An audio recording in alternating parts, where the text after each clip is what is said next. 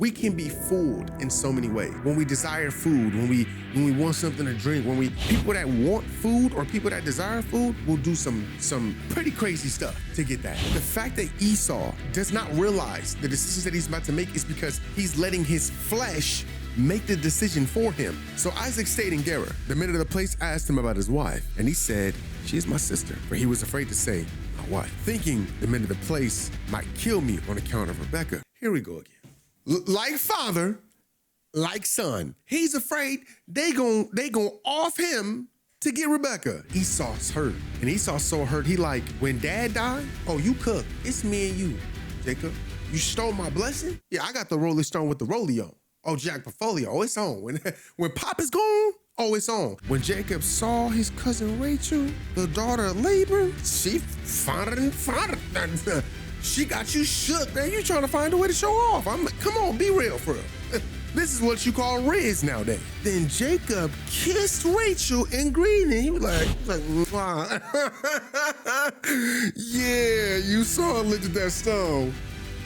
Yeah, you see what's going on here. Bible study. We are continuing in Genesis chapter 25. Man, the last episode was one of those really funny ones, but also so true with when we pray, being very specific with God. If you haven't seen the last episode, you might want to go check that joint out. We're going to be picking up today with the death of Abraham. And this is he lived to it for a very, very, very long time, but he got to see God's promise no matter what the age was. God said what he said. He is not like man that he should ever lie, and he still fulfilled Abraham's promise even in his later years. And I think that's a message for all of us, that stop letting what the world says about our age or whatever wherever status we're supposed to be at a certain time. God works at his own time, and what's for us is absolutely 100% for us. So make sure you hit that like on the video, and make sure you drop a comment after we're done with this one, because I think that there's going to be a lot to speak on and talk about after this episode. So without further ado, we are jumping into the book of Genesis once again. Chapter 25, Abraham's death. Abraham took another wife, whose name was Keturah. She gave birth to Zimran, Jokshan, Medan, Midian, Ishbak, and Shua. Jokshan was the father of Sheba and Dedan. The sons of Dedan were Asherim, the Teshem, and Leamim. The sons of Midian were Ephah, Epher, Hanak, Abida, and Eldah. All these were the sons of Keturah. Now Abraham gave everything that he had to Isaac, but to the sons of his concubines, Hagar and Keturah, Abraham gave gifts while he was still living. And he sent them to the east country, away from Isaac, his son of promise. The days of Abraham's life were 175 years. Then Abraham breathed his last, and he died at a good old age, an old man who was satisfied with his life. And he was gathered to his people who had preceded him in death. So his sons, Isaac and Ishmael, buried him in the cave of Machpelah, in the field of Ephron, the son of Zohar, the Hittite, which is east of Mamre, the field which Abraham purchased from the sons of Heth. There Abraham was buried with Sarah, his wife. Now after the death of Abraham, God blessed his son Isaac, and Isaac lived at Berlahara. Ooh, y'all know these names. Y'all know they be getting me. Y'all know these names be getting me. Descendants of Ishmael. Now these are the records of descendants of Ishmael, Abraham's son, whom Hagar, the Egyptian Sarah's maid, bore to Abraham. And these are the names of the 12 sons of Ishmael, named in the order of their births. Nebaioth, the firstborn of Ishmael, and Kedar, Adbel, Mibsam, Mishma, Duma, Massa, Hadad, Tima, Jeter, Naphish, and Kedemah. These are the names of Ishmael, and these are their names by their settlements and by their encampments, sheepfolds. 12 princes, sheiks, according to the tribes. Ishmael lived 137 years. Then he breathed his last and died, and was gathered to his people, whom had preceded him in death.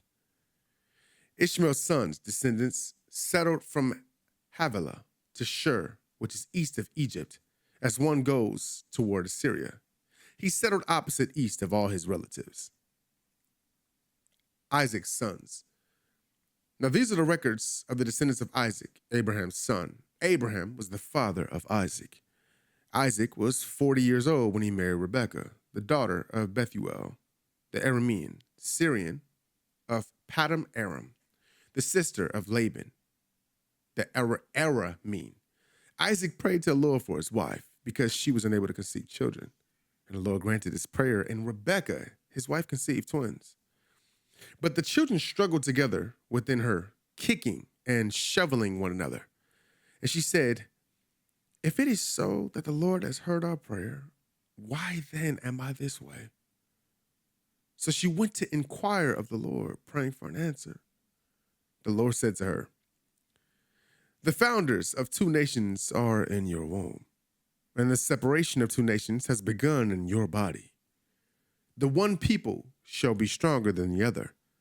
The older shall serve the younger." When her days to be delivered were fulfilled, behold, there were twins in her womb. So she's having twins, and these twins is fighting the entire time. They are at war inside her belly. And all that kicking, I mean, they kicking her kidneys, her ribs. It hurt. Shoot. They might be thinking it's playtime in there, but it's pain time for her. Like, Lord, now you done gave me these babies. What's going on here? It hurt. Help girl out. What's going on in here? And there's two nations being born in her stomach. As y'all can tell, these two nations, they might be at battle with each other. Let's find out. The first came out reddish all over, like a hairy garment. They named him Esau. Hairy, that's his name. That's tough. Afterward, his brother came out, and his hand grasped Esau's heel. So he was named Jacob, one who grabs by the heel, supplanter. Y'all see how, like, the names in biblical times, they mattered. Like, you didn't just name your child something. You named them something that mattered. Like, nowadays, we'll name our kids like a stinker, pooter, booger, stink. You know, like it's always some like baby name because like, oh yeah, you came out, you was funky, so we called you Stinker. You know what I mean? Like back then, the names meant something special, so they didn't just give people like nicknames. No, these were their real names, and the real names applied to something that they might have done, or maybe the feeling that they might have had when they had the child. You know, if God fulfills something, you guys saw that. You know, if God fulfilled something, they would name. You know, that name, Isaac's name he was named Isaac because of laughter, because Sarah laughed. So every name that's being given always means something, especially back then. So please stop naming your kids random stuff. Names mean something. Stop naming your kids dumb names that don't make no sense just because you want to just come up with some random name. Give them a good name, okay? And don't be just naming kids in the Bible with names. Like, don't name your kids Bathsheba. Don't name them that, okay? Don't name your son Nebuchadnezzar. Don't name him that. These ain't good names. Don't, especially if they had a bad history in the Bible. Okay? Stop naming them that.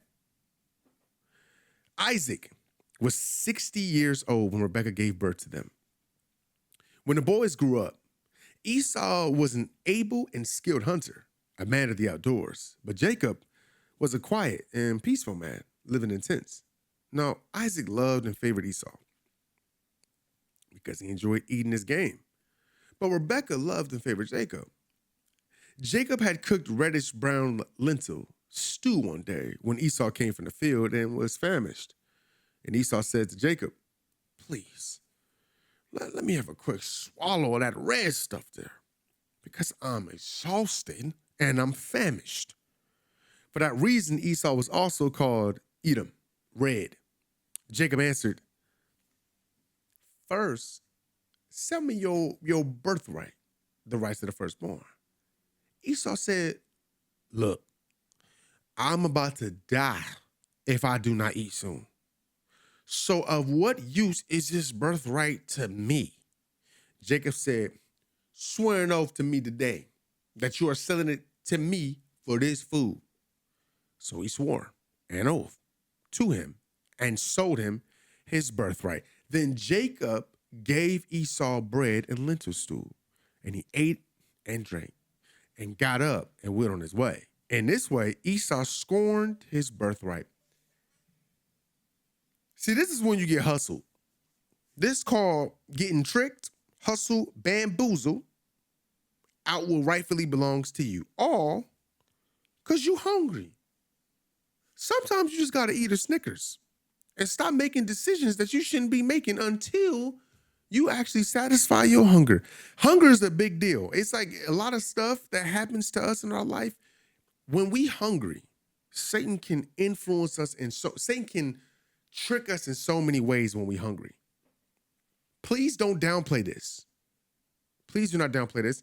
When we are hungry, we can be fooled in so many ways. When we desire food, when we want something to drink,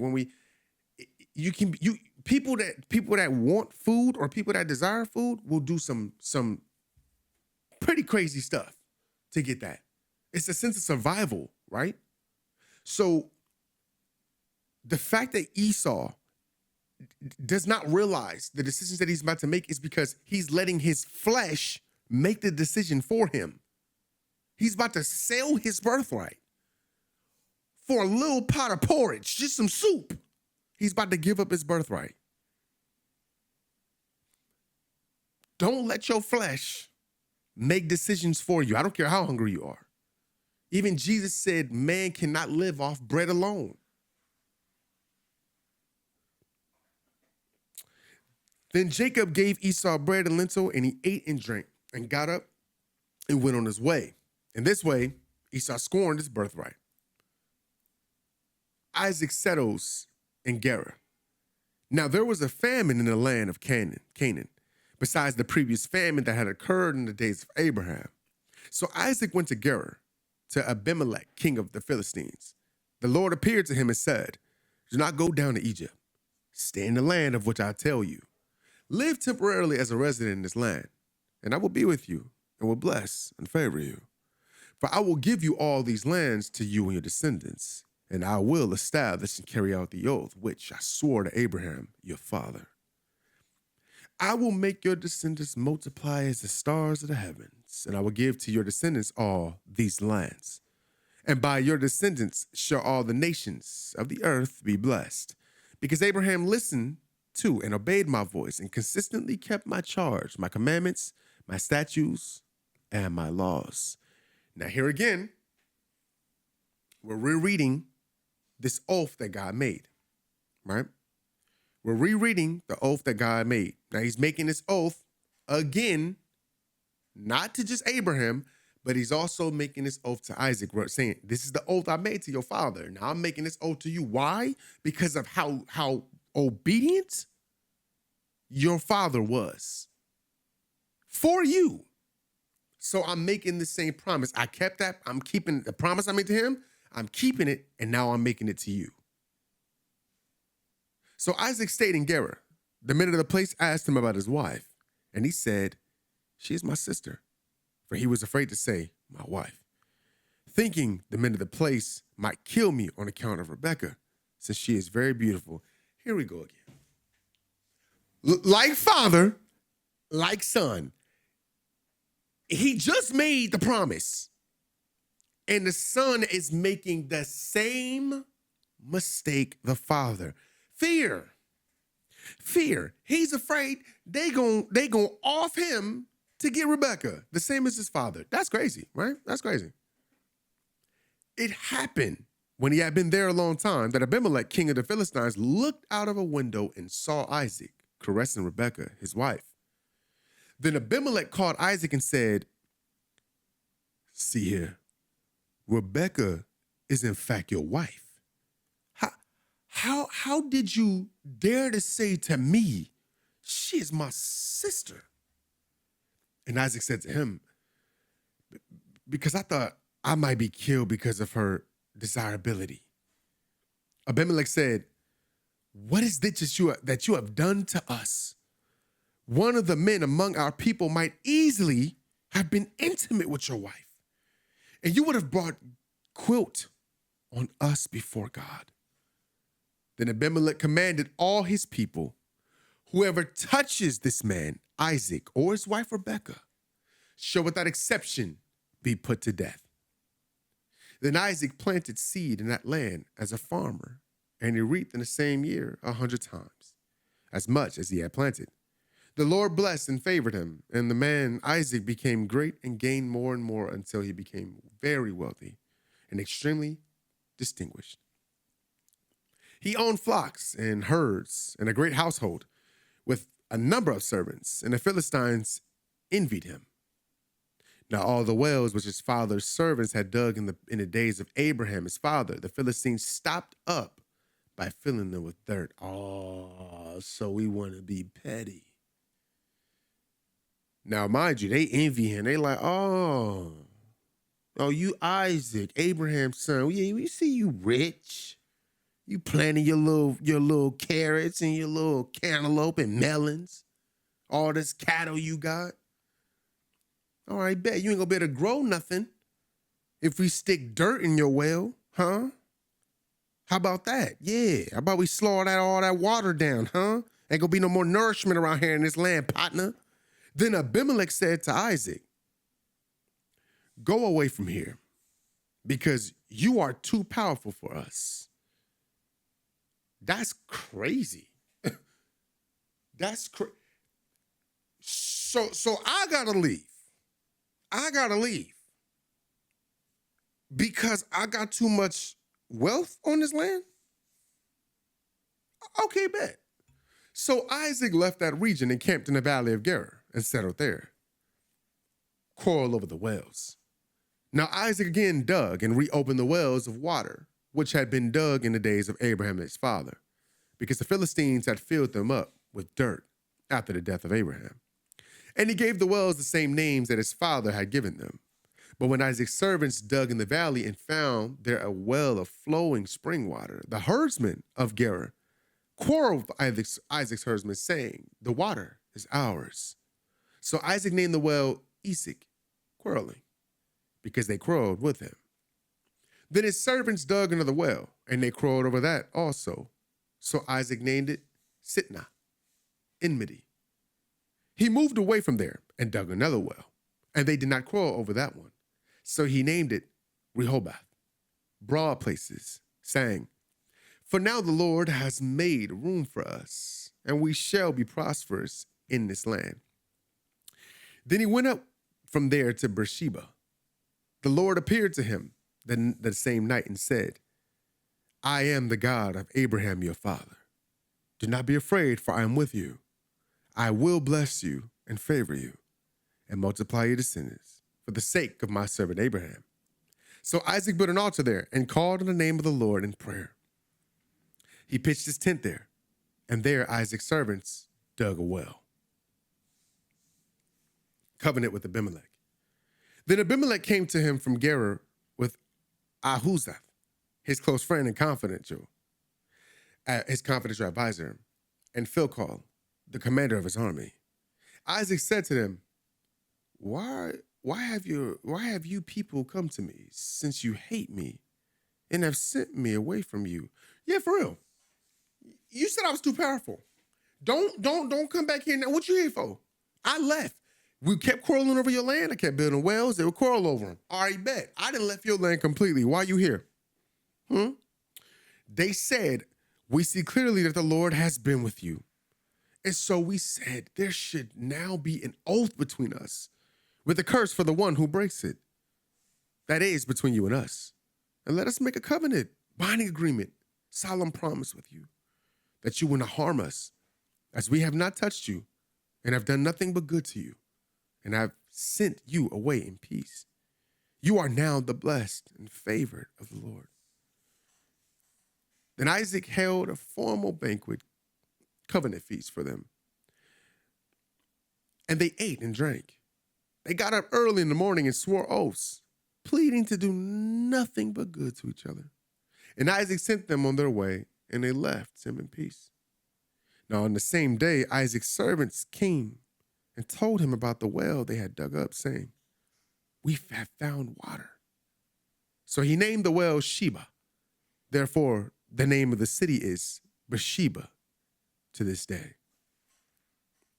When Esau was 40 years old, he married Judith, the daughter of Beri, the Hittite, and Basmath, the daughter of Elon, the Hittite, as his wives. And they were a source of grief to Esau's parents, Isaac and Rebekah. Now, remember, Yah said to Abraham, "I will bless those that bless you. I will curse those that curse you." When Isaac left, something in that land changed. They noticed it.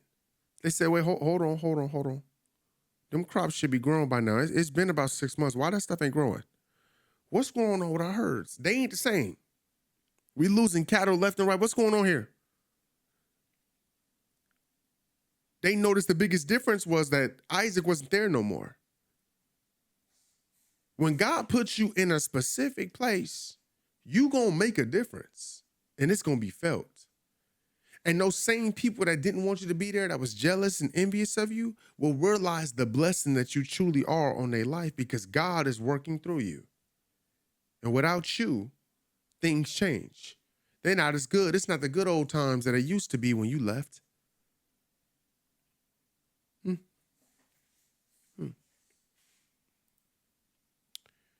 Jacob's deception. Now, when Isaac was old and his eyes were too dim to see, he called his elder and favorite son Esau and said to him, "My son." And Esau answered him, "Here I am." Isaac said, "See here, I am old. I do not know when I may die. So now, please take your hunting gear, your quiver of arrows, and your bow, and go out into the open country and hunt game for me. And make me a savory and delicious dish of meat, the kind I love, and bring it to me to eat, so that my soul may bless you as my firstborn son before I die." But Rebekah overheard what Isaac said to Esau, his son. And when Esau had gone to the open country to hunt for game that he might bring back, Rebekah said to Jacob, her younger and favorite son, "Listen carefully.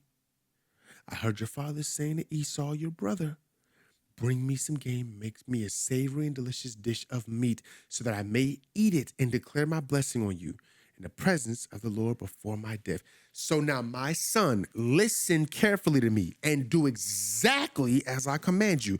Go now to the flock and bring me 2 good and suitable young goats, and I will make them into a savory dish of meat for your father, the kind he loves to eat. Then you shall bring it to your father and eat, so he may bless you before his death." Jacob said to Rebekah, his mother, "Listen, Esau, my brother, is a hairy man, and I'm a smooth-skinned man. Suppose my father touches me and feels my skin. Then I will be seen by him as a cheat, and I will bring his curse on me, and not a blessing." But his mother said to him, "May your curse be on me, my son. Only listen and obey me, and go bring the young goats to me." Now, this is. You would think this is deceitful. You would think, because it is deceitful. Because if anything goes wrong, Jacob gets the curse. But his mother's like, "Hey, listen. Now I love Esau, but you my favorite. Okay. Now, the Lord gave me a word. The Lord said that the older one would serve the younger one." Mind you might think that this is wrong, but God had already foreshadowed this. He had already spoken this. So she's like, "Well, it is what it is. He my favorite anyways. Might as well make sure that he get the blessing." Then Rebekah took her elder son Esau's best clothes, which were with her in her house, and put them on Jacob, her younger son. And she put the skins of the young goat on his hands and on the smooth part of his neck. Then she gave her son Jacob the delicious meat and the bread which she had prepared. So he went to his father and said, "My father." And Isaac said, "Here I am. Who are you, my son?" Jacob said to his father, "I am Esau, your firstborn. I have what you told me to do. Now please sit up and eat some of my game, so that you may bless me." Isaac said to his son, "How is it that you have found the game so quickly, my son?" And he said, "Because the Lord your God caused it to come to me." But Isaac wondered and said to Jacob, "Please come close, so that I may touch you, my son, and determine if you are really my son Esau or not." So Jacob approached Isaac, and his father touched him and said, "The voice is Jacob's voice, but the hands are the hands of Esau." He could not recognize him as Jacob because his hands were hairy like his brother's hands, his brother's Esau's hands. So he blessed him.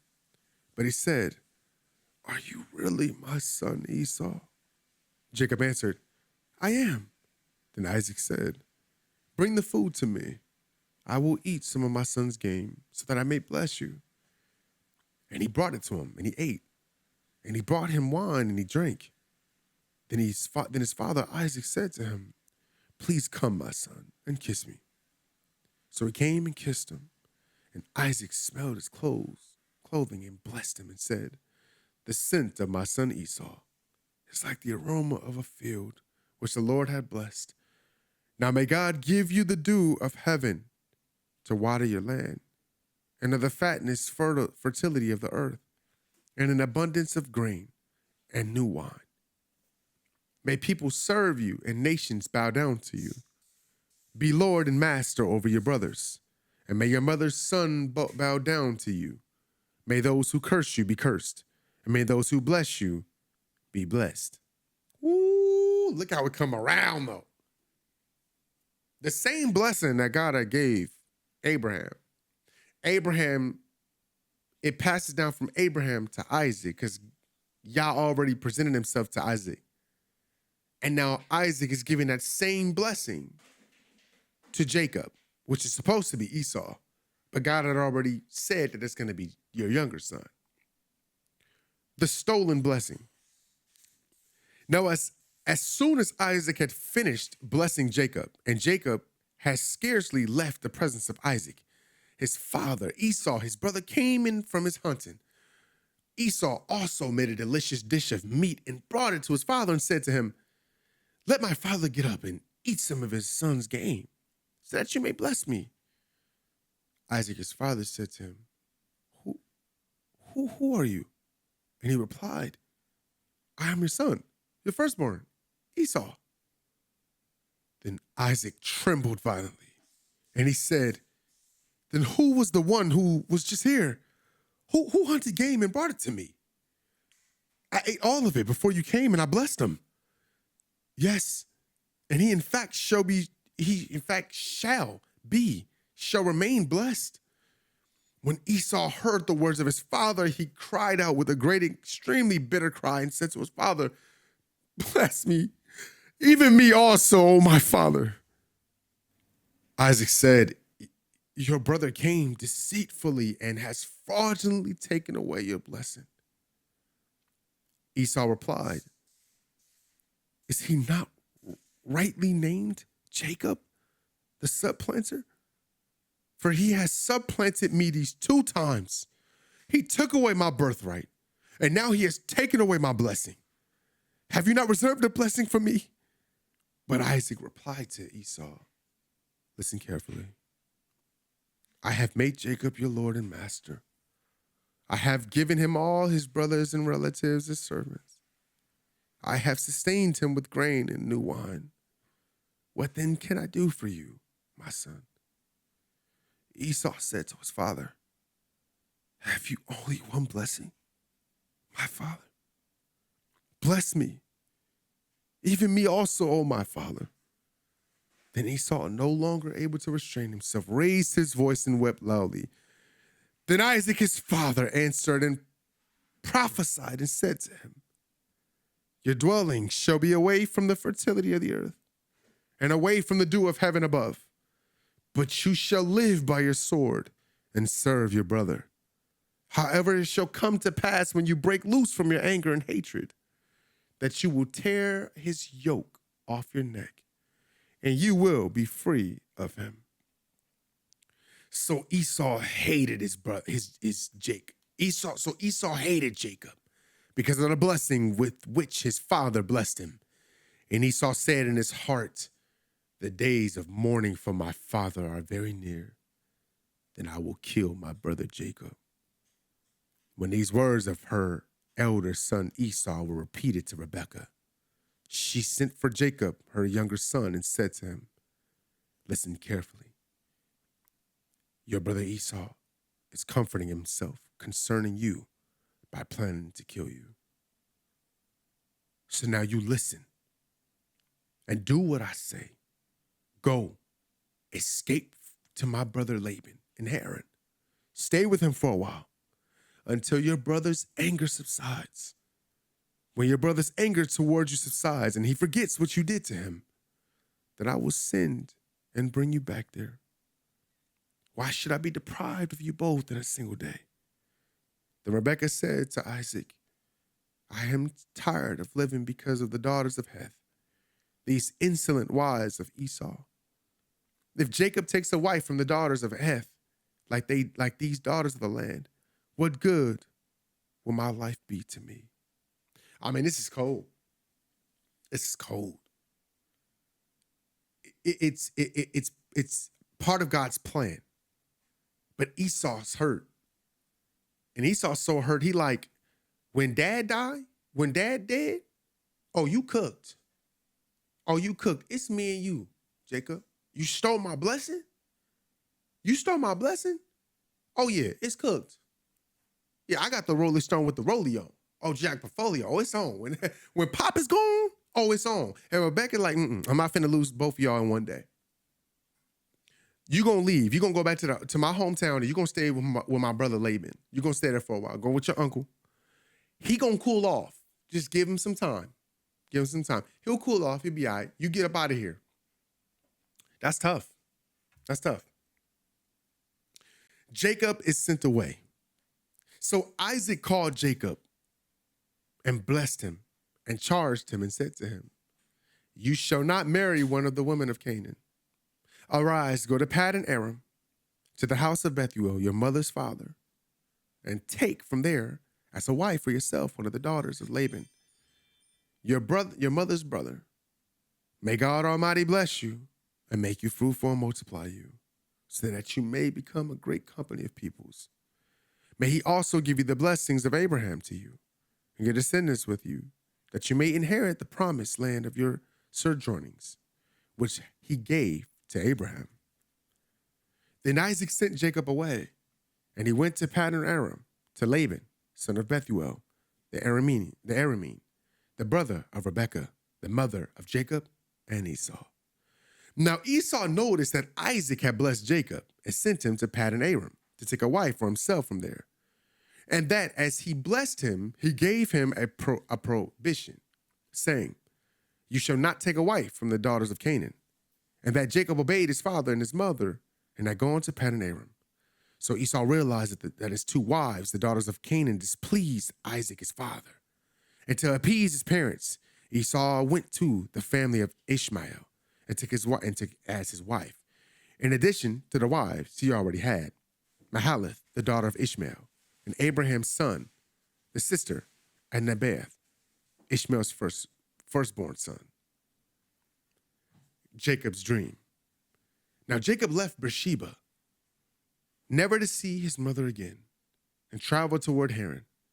And he came to a certain place and stayed overnight there because the sun had set. Taking one of the stones of the place, he put it under his head and lay down there to sleep. Man, that's tough. Like, you know, people be like, oh, I sleep on pots and pans. This man was sleeping on minerals. That man was sleeping on a boulder. I don't know how comfortable that is. I'll tell you now, if he ain't putting no cloth on it, That's how you get it. Like, you know how as a video gamer you get a headphone dent. That's how you get a rock dent in your head, because you're just sitting there sleeping on rocks. He dreamed that there was a ladder stairway placed on the earth, and the top of it reached out of sight toward heaven. And he saw the angels of God ascending and descending on it, going to and from heaven. And behold, the Lord stood above and around him and said, I am the Lord, the Yah of Abraham, your father's father, and the God of Isaac. I will give to you and to your descendants the land of promise on which you are lying. Your descendants shall be as countless as the dust of the earth, and you shall spread abroad to the west and the east and the north and the south. And all the families, nations of the earth shall be blessed through you and your descendants.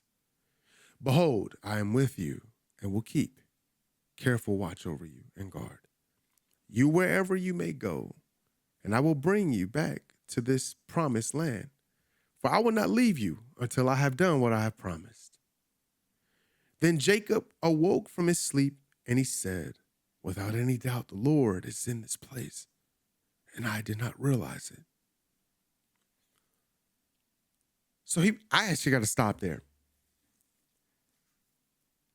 You have to understand that a lot of times in our dreams, God is communicating to us the most. A lot of our promises will be in dreams. A lot of what God has for us, like in the future, what we're going to be working towards, what he's promising us, what he's building us for, it'll be shown in a dream. And we'll push it around like, that was just a dream. I had this big house, or I had this nice place that I was living at. I had a family. I had kids and all this other type of stuff. God will show you something in a dream, and then you'll discount it as just a dream. But it was a promise. It was a foreshadowing of what was coming. Not even knowing that he's speaking to you, not even knowing what he's showing you. But it requires us to be obedient, though. We don't receive these things just because, he showed it to us. It's a sense of, hey, if you follow me, if you trust in me, if you believe in me, believe in my word and what I'm telling you, this is what I have for you. This is what I have for you. This is all yours. But it requires, it comes with some prerequisites and with some requirements. But this is what I got for you. So he was afraid and said, how fearful and awesome is this place? This is none other than the house of God. And this is the gateway to heaven. So Jacob got up early in the morning and took the stone he had put under his head, and he sat it up as a pillar. That is, a monument to the vision of his dream. And he poured olive oil on the top of it to consecrate it. He named that place Bethel, the house of Yah. The previous name of that city was Luz, almond tree. Then Jacob made a vow, promise, saying, if Yah will be with me and will keep me on this journey that I take, and will give me food to eat and clothing to wear, and if he grants that, I return to my father's house in safety, then the Lord will be my Yah. This stone which I have set up as a pillar, monument, memorial, will be God's house, a sacred place to me. And of everything that you give me, I will give the 10th to you as an offering to signify my gratitude and dependence on you. Now, this right here is him saying, I'm going to pay tithes to you. So whatever you give me, I'm going to pay a 10th of that to you. I'm going to give that 10th back to you. And this is where one of the first parts where we say, hey, where does tithes come from? From Isaac. A 10th of what he has, he's going to give back to Yah. And I want you to pay attention to one more detail, because this is gonna be very important later on. He has to leave his land right now, because his brother is gonna smoke his boots the next time he see him. This gonna be some time. It's gonna take some time for him to forgive his brother. He tricked him first with a pot of porridge a pot of soup out of his birthright. Then he tricked him again out of his whole entire blessing from his father. So you best believe Esau don't got no patience with him right now. He don't even want to look at him. He knows he can't go back to his land right now, but he said, and if he grants that, I return to my father's house in safety. This is the part of God has already shown him a promise. He's already shown him this land. He's already shown him the heaven opening. But now he's like, Lord, I didn't even know you was in this place. So I'm asking you for all these things. If you clothe me, feed me, teach me, show me, you do all of these things. And this one thing, if you allow me to return back to my father Isaac's house safe, then the Lord will be my God. That was that key. Lord, if you let me come back here safely, meaning if you let me come back here and Esau don't kill me, Lord, please.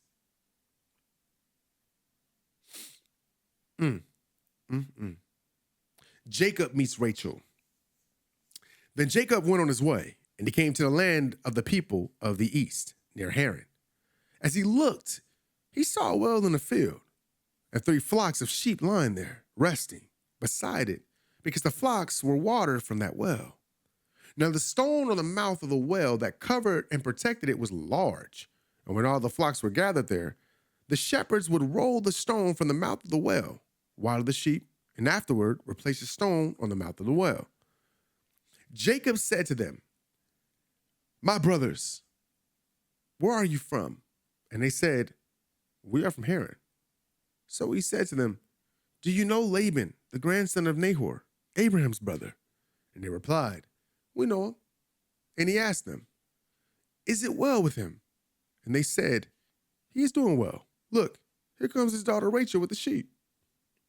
Jacob said, look, the sun is still high overhead. It is a long time before the flocks need to be gathered and their folds for the night. Water the sheep and go and return them to their pasture.